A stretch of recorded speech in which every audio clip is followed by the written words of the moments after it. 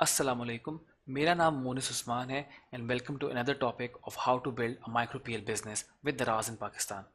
हमारा जो second topic है वो है बेसिकली गेटिंग स्टार्टेड विद दराज डॉट पी के।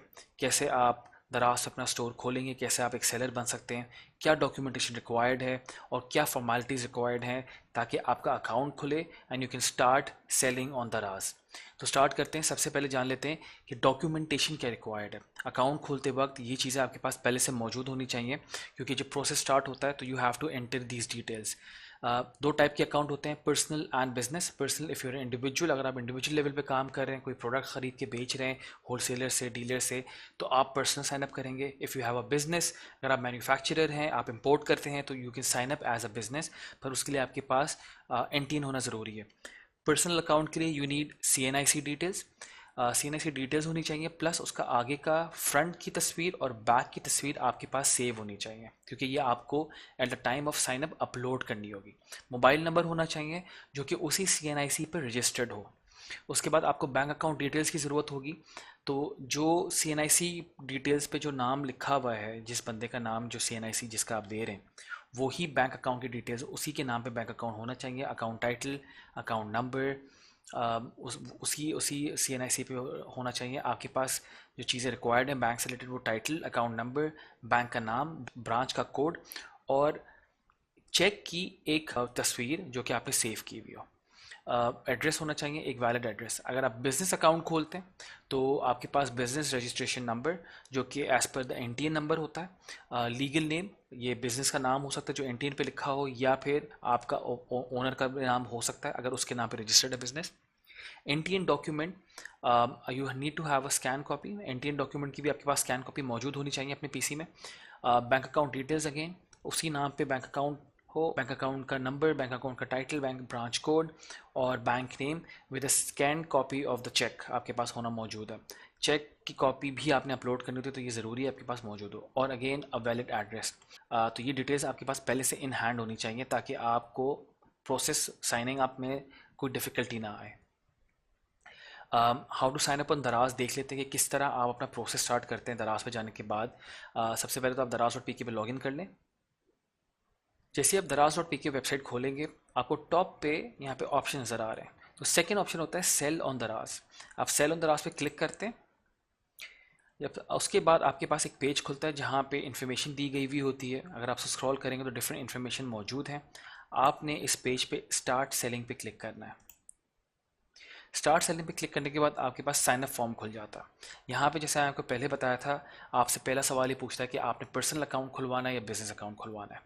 यहाँ पे हम लोगों ने पर्सनल सेलेक्ट किया, शॉप बेस्ड इन पाकिस्तान, और अब आप अपने मोबाइल नंबर डालना जो कि आपके सी एन आई सी पे रजिस्टर्ड है। मोबाइल नंबर डालने के बाद आपने इसको स्लाइड करना है।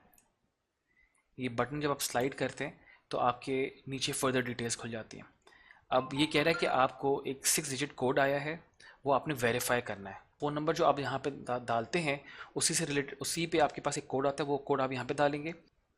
पासवर्ड डालने के बाद आपको उसको कंफर्म पासवर्ड करना है। उसके बाद आपने अपना रजिस्टर्ड ईमेल एड्रेस डालना है जिससे आप अपना स्टोर को लॉगिन करेंगे। ईमेल डालने के बाद आपको अपना एक शॉप नेम बताना है। शॉप नेम आइडेंटिफाई करता है आपकी शॉप का नाम क्या होगा। जो आप स्टोर खोलना चाह रहे हैं दराज पे, तो आप क्या नाम रखना चाह रहे हैं। शॉप का नाम डालने के बाद आप पेज को स्क्रॉल करेंगे। स्क्रॉल करने के बाद आपके पास ऑप्शन आता है कि I have read and understood दराज टर्म्स एंड कंडीशन, कि आपने दराज की टर्म्स एंड कंडीशन पढ़ ली है। इस पर टिक लगाएंगे और आप साइन अप पे क्लिक करेंगे। साइन अप सक्सेसफुल होने के बाद आपके पास जो नेक्स्ट स्क्रीन आती है वो आपकी एड्रेस बुक की आती है, जहाँ पे आपको एड्रेसेस अपडेट करने हैं अपने अकाउंट से रिलेटेड। एड्रेसेस अपडेट करने के बाद आपके पास ऑप्शन होता है कि आपका जो वेयर हाउस एड्रेस आपने बोला है, आप उसको एज अ बिज़नेस एड्रेस भी यूज़ कर सकते हैं और रिटर्न एड्रेस भी सेम रख सकते हैं। तो यहाँ पे आपके टिक्स लगे हुए होते हैं ऑलरेडी। टिक्स कर जब आपने एड्रेस फिल कर लिया है, आप उसे स्क्रॉल करें नीचे और सबमिट पे क्लिक करते हैं। सबमिट पे क्लिक करने के बाद आपके पास मैसेज आता है कि your address book has been verified. अब आपका जो नेक्स्ट स्टेप आता है वो है वेरीफाई आईडी इन्फॉर्मेशन। अब आपके पास आईडी, जैसे मैंने आपको पहले बताया था, आईडी की इन्फॉर्मेशन, सीएनआईसी की इन्फॉर्मेशन आपके पास होनी चाहिए और तस्वीरें आपके पीसी में सेव होनी चाहिए। वेरीफाई आईडी इन्फॉर्मेशन पे क्लिक करते हैं। यहाँ पे जब स्क्रीन खुलती है तो यहाँ से पूछता है कि आईडी टाइप क्या है। यहाँ पे ड्रॉप डाउन मेन्यू है, आप यहाँ को ड्रॉप डाउन करके आप सेलेक्ट करते हैं सीएनआईसी। और अब सीएनआईसी से रिलेटेड आपको अपना नाम डालना है, सीएनआईसी नंबर डालना है, अपलोड आईडी फ्रंट साइड तस्वीर और अपलोड आईडी की बैक साइड की तस्वीर। सारी इन्फॉर्मेशन डालने के बाद आप सबमिट पे क्लिक करते हैं। अगर आप सब कुछ वेरीफाई हो जाता है तो आपके पास मैसेज आता है कि your personal ID has been verified. अब आपके पास आता है बैंक इन्फॉर्मेशन। तो आपके पास चेक की एक तस्वीर होनी चाहिए पीसी में सेव्ड, और बैंक से रिलेटेड डिटेल्स आपके पास मौजूद होनी चाहिए। बैंक की इन्फॉर्मेशन फिल करने के लिए सबसे पहले आपको अकाउंट टाइटल डालना है कि इसके नाम पे है बैंक अकाउंट। अगेन ये सेम होना चाहिए जिसके नाम पे CNIC था। अकाउंट नंबर आपको ज़रूरत है, बैंक का नाम और ब्रांच कोड, और चेक की कॉपी आपने अपलोड करनी है। ब्रांच कोड के बारे में अगर आप लोग कंफ्यूज हैं, आप लोग अपनी ब्रांच अपने बैंक कॉल करके अपनी ब्रांच का कोड मालूम कर सकते हैं, वो आपको ईजिली बता देंगे। जब आपने सारी इन्फॉर्मेशन भर ली है, चेक की कॉपी अपलोड कर दी है, आपने फिर सबमिट पे क्लिक करना है। अगर आपकी इन्फॉर्मेशन बिल्कुल करेक्ट होगी तो आपके पास स्क्रीन आती है कि your bank information has been verified. अब आपका अकाउंट जो है वो खुल चुका है, जो कि वेरीफाइड है। जो नेक्स्ट चीज़ आती है वो है अपने आपने प्रोडक्ट्स को अपलोड करना स्टार्ट करना है। तो this is how you actually open your account. Product कैसे अपलोड करने हैं वो हम लोग नेक्स्ट टॉपिक में देखेंगे। ये था छोटा सा आसान प्रोसेस है कि अकाउंट कैसे खुलता है। अकाउंट खोलने के बाद जब आप मेन डैशबोर्ड पे आते हैं अपने दराज सेलर सेंटर पे, तो आपको ये दिखा रहा होता है कि आपने एड्रेस बुक कर लिया है, आपने आईडी वेरीफाई कर लिया, बैंक इन्फॉर्मेशन आपने फिल कर ली है। अब आपको ये कह रहा है कि आपका 75% कंप्लीट है। अब जो आपने करना है वो है अपलोड SKUs। SKU होता है स्टॉक कीपिंग यूनिट, यानी आइटम्स या प्रोडक्ट्स को स्टॉक कीपिंग यूनिट कहते हैं। वेयर हाउस में इसके लिए टर्मिनोलॉजी जो यूज़ की जाती है वो SKU की जाती है।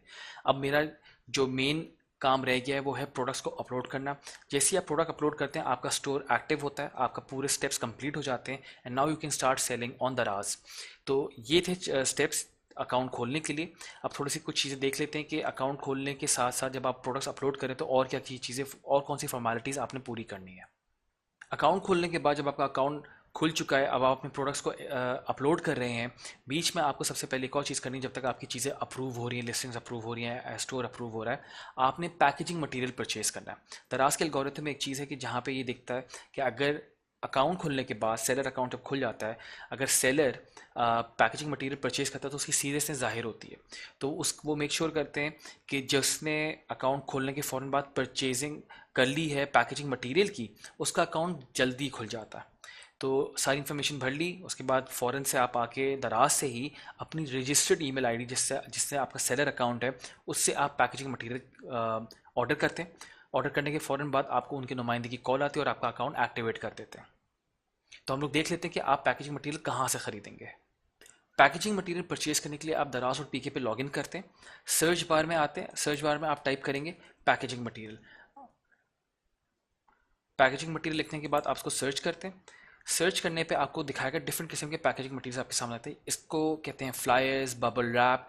Based on what ever your category is, आपने वो मटेरियल परचेज करना है अपनी रजिस्टर्ड आईडी से। जैसे आप रजिस्टर्ड आईडी से परचेज करते हैं उनके पास एक्टिवेशन का कोड चला जाता है और वो आपको कॉल करके आपका अकाउंट एक्टिवेट कर देते हैं।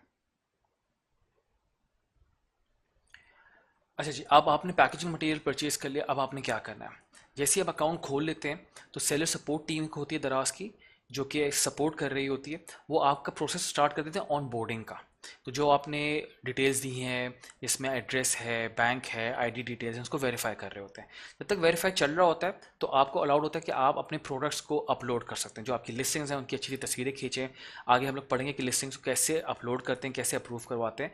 तो आप उस दौरान जब आपका वेरिफिकेशन चल रही है, आप अपनी सारे प्रोडक्ट्स को अपलोड कर सकते हो और जैसे ही वेरीफाई होगा आप अपना अकाउंट एक्टिवेट कर सकते हैं। मेक श्योर करें कि जितनी भी आपने प्रोडक्ट अपलोड करें उनकी तस्वीरें अच्छी हो। वो अगेन हम लोग आगे डिटेल में बहुत अच्छे से पढ़ेंगे कि किस तरह आपने प्रोडक्ट्स को अपलोड करना है, किस तरह आपने पिक्चर्स खींचनी है, किस तरह आपने प्रोडक्ट को डिस्क्रिप्शन डालनी है। ये सारी चीज़ें बहुत इंपॉर्टेंट हैं। जब आपके एक बार अप्रूव हो जाते हैं प्रोडक्ट, तो वो लाइव आपके दराज पे अपेयर होना शुरू हो जाते हैं। आपको एक चीज़ ध्यान में रखनी है कि जो पैकेजिंग मटेरियल आप ऑर्डर करेंगे उसी रजिस्टर्ड ईमेल आईडी से करेंगे जिससे आपने अपना अकाउंट खोला है। Thank you very much. इस प्रोसेस के थ्रू आप अपना सेलर अकाउंट खोल सकते हैं और दराज पे स्टार्ट कर सकते हैं सेलिंग करना। अगर आपके कोई भी सवालात हैं, आप इसी कम्युनिटी में मुझसे इन टच हो सकते हैं। वहाँ पे अपने सवाल लिखें, वहाँ पे मैं आपको सारे सवालों के जवाब दे दूँगा। अब जो हमारा नेक्स्ट टॉपिक है वो बेसिकली है दराज सेलर सेंटर। जो हमने अकाउंट खोला था अभी, तो आपके सामने जो आखिरी स्क्रीन आ रही थी फाइनल, वो सेलर सेंटर की थी। अब हम उसको डिटेल में देखेंगे सेलर सेंटर है क्या। Thank you very much. अल्लाह हाफिज़।